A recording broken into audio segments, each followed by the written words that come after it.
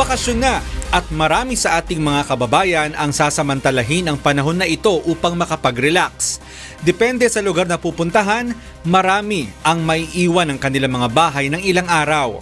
Ito naman ngayon ang sasamantalahin ng masasamang loob at mga akyat bahay gang upang magnakaw at looban ng ating mga tahanan. Narito ang ilan sa mga tips upang makaiwas na mabiktima ng akyat bahay gang. Ikandado ang lahat ng pinto at bintana.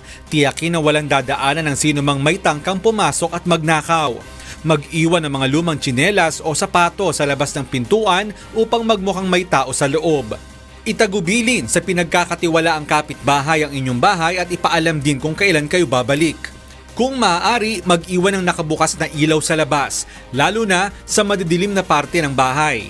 Mainam kung mayroong burglar alarm para maalerto ang mga kapitbahay kung may pumasok sa inyong bahay. Kung may budget, mag-install ng CCTV na may motion detector upang ma-record kapag may pumasok o gumalaw sa loob ng bahay. Makakatulong rin ang pagkakaroon ng alagang aso bilang animal barrier. Kung wala namang aso, pwedeng maglagay ng signage na beware of dogs. Makakatulong rin ito.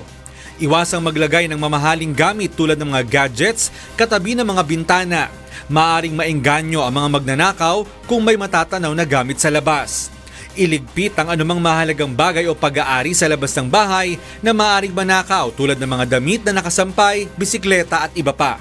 Mag-ingat rin ang mag-post sa social media ng anumang impormasyon tungkol sa inyong lakad.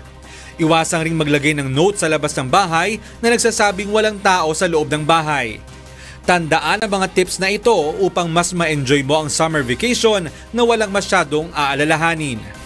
Mon Hokson, UNTV News and Rescue.